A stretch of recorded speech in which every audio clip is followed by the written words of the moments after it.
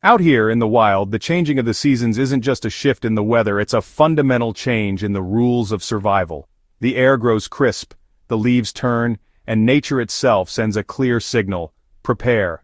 It's a primal instinct, a deep-seated knowledge that the time for easy living is drawing to a close. Too many people wait for the first snowflake to fall, for the howl of the winter wind to rattle their windows, before they even think about what they'll need. But by then, it's often too late. The real battle isn't fought in the heart of the blizzard, it's won or lost in these quiet preparatory moments, right now. This isn't about fear, it's about respect. Respect for the immense power of nature, and respect for your own life and the lives of your loved ones. Preparation is the ultimate expression of that respect. It's a calm, deliberate process of looking ahead, identifying the challenges that winter will inevitably throw your way, and putting the tools in place to meet them head-on. The key is to act, not react, to build your fortress of readiness brick by brick long before the siege begins. This is your chance to stack the odds firmly in your favor, to ensure that when the world outside turns harsh and unforgiving, your world inside remains a sanctuary of safety and warmth. We're going to walk through the essentials, the absolute non-negotiables for winter survival readiness. These aren't just items on a checklist, they are lifelines. Each one represents a solution to a critical problem that winter can present: dehydration, starvation, injury, the desperate need for warmth. We'll explore not just what you need but why you need it, understanding the fundamental principles of survival that underpin each choice. Think of this as building your personal ark, not in a panic, but with foresight and a steady hand. The peace of mind that comes from being truly prepared is a shelter all its own. So take a deep breath of this cool autumn air. Let's begin this journey together, calmly and methodically. This is your opportunity to transform potential anxiety about the coming cold into a quiet confidence. It's about empowering yourself with knowledge and the right gear, so that you can face the harshest season not with dread, but with the assurance that you are ready for anything. In winter, thirst is deceptive. Even without sweating, you lose fluids just breathing cold, dry air. Dehydration can cloud judgment and weaken you, increasing the risk of hypothermia. Never underestimate your water needs in the cold. Though surrounded by snow, eating it directly wastes energy to melt it, lowering your core temperature. Melting and purifying water is vital. Meltwater can harbor bacteria and viruses. Illness-causing vomiting or diarrhea leads to rapid dehydration.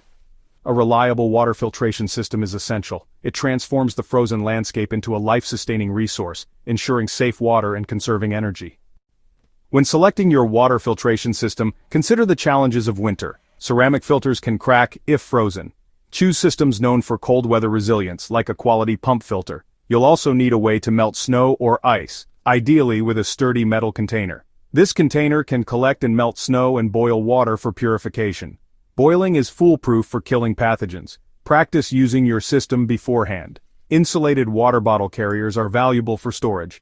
Consider collection, purification, and storage for a complete water strategy. In a winter survival scenario, your body becomes a furnace, requiring fuel to keep you alive. The currency of this internal economy is the calorie.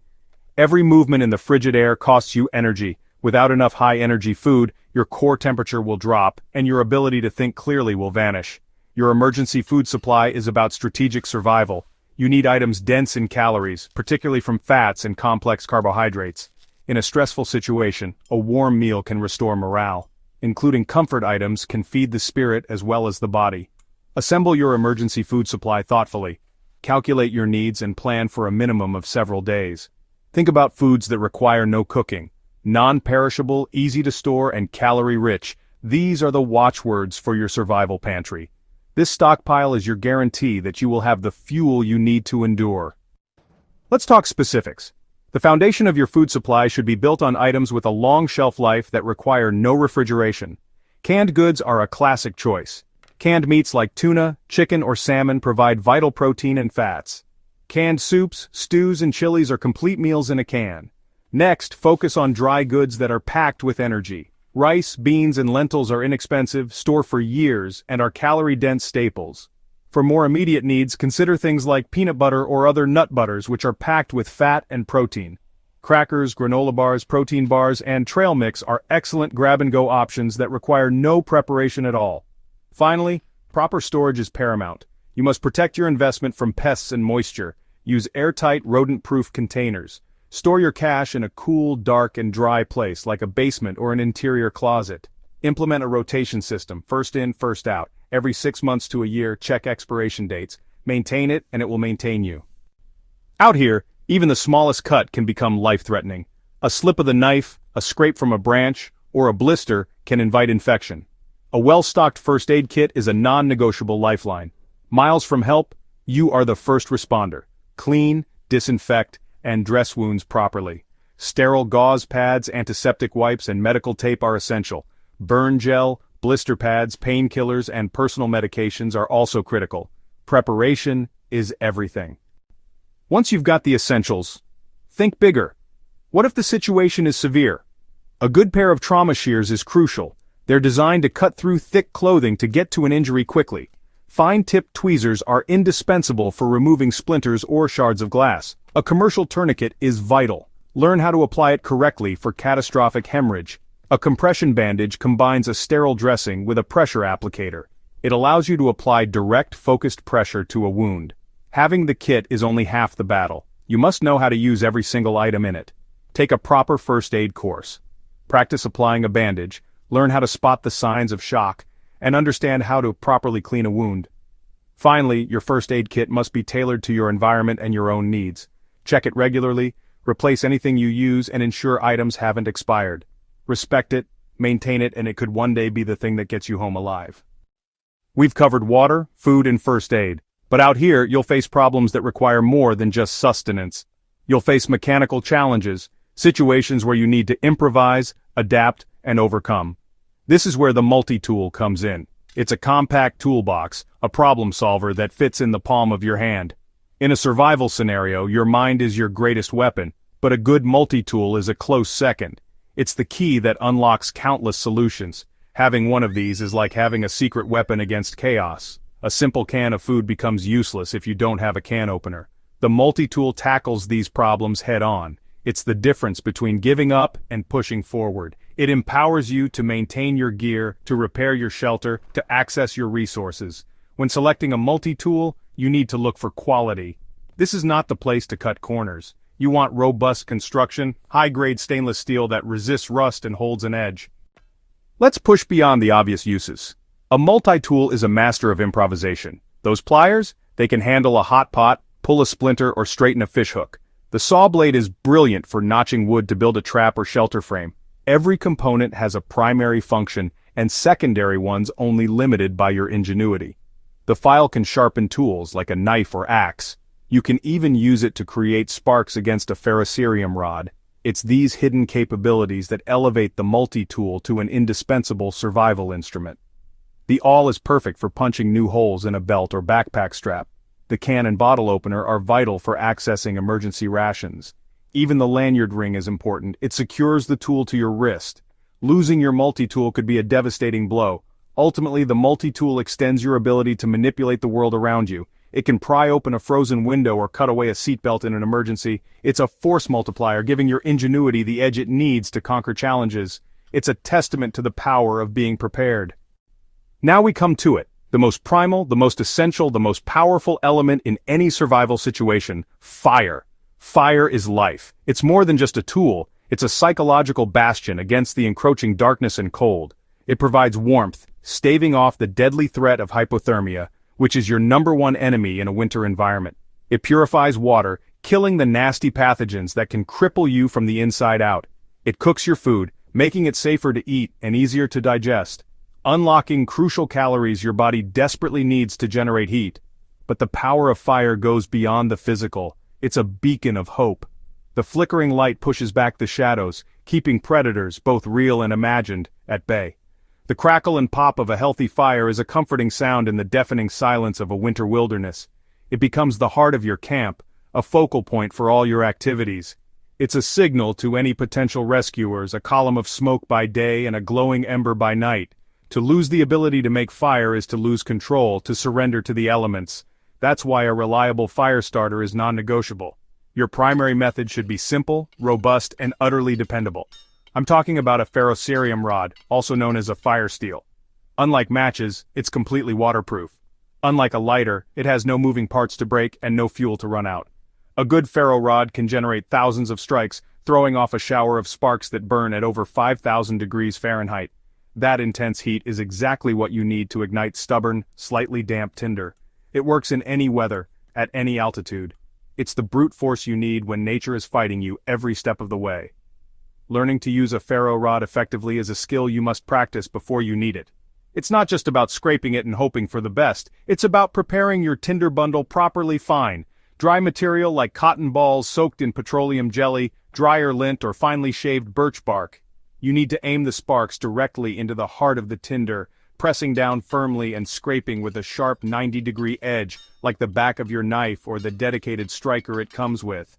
Master this, and you hold the key to creating warmth and safety, no matter how dire the circumstances. In survival, 2 is 1, and 1 is none.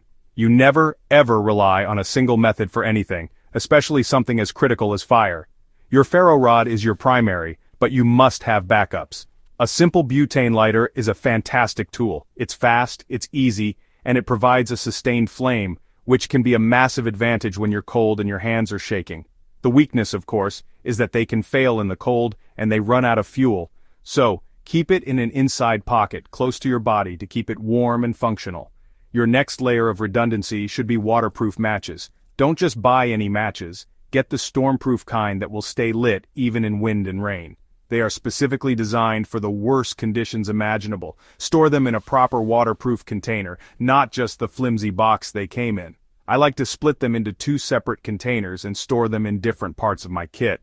That way, if one part of my pack gets submerged or lost, I still have a viable fire starting method. It's all about thinking through the worst case scenarios and preparing for them. Beyond that, think about accelerants and tinder. You can't always rely on finding dry tinder in a snow-covered landscape.